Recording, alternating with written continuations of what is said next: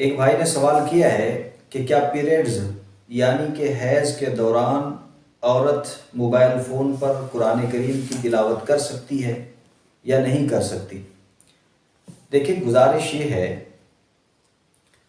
کہ عورت کے لیے ماہواری کے ایام میں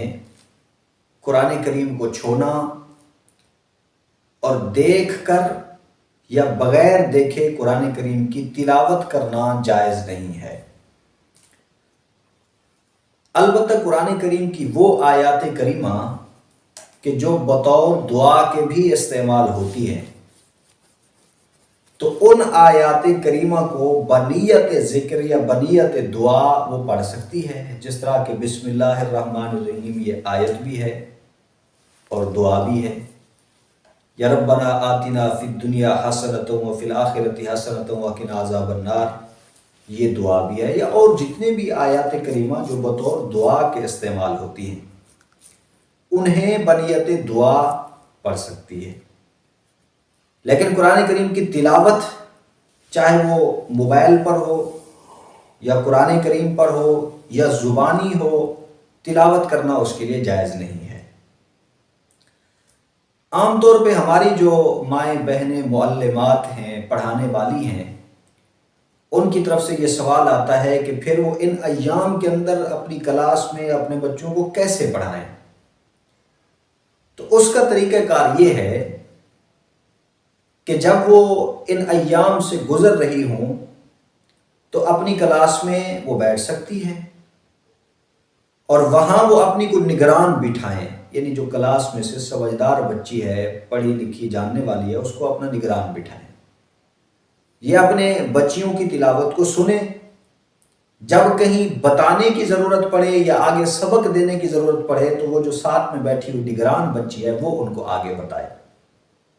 اور اگر بتانا بھی ہو تو پھر ایک آیت کو ٹکڑے ٹکڑے کر کے بتائیں، مکمل آیت کی تلاوت نہ کریں۔ جیسے الحمدللہ رب العالمین ہے تو اب اس کے ٹکڑے ٹکڑے کر کے بتائیں الحمدللہ رب العالمین، اس حساب سے پھر وہ بتا سکتی ہیں۔ اور جو ہماری بچیاں معلمات ہیں، یعنی وہ طالبات ہیں، پڑھنے والی ہیں، متعلمات ہیں، ان کے لیے بھی یہی ہے کہ وہ ان ایام کے اندر یا تو پڑھیں ہی نہ، یا اگر پڑھنا ہے تو پھر وہ مکمل آیت کریمہ کی تلاوت جو ہے نا وہ مکمل کی تلاوت نہ کریں، ایسے ٹکڑے کر کر کے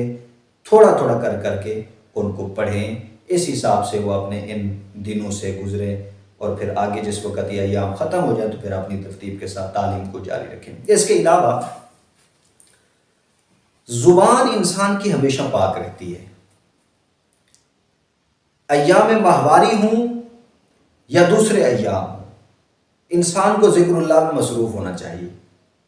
اور خاص طور پہ جو ہماری مائیں بہنیں عورتیں ہیں،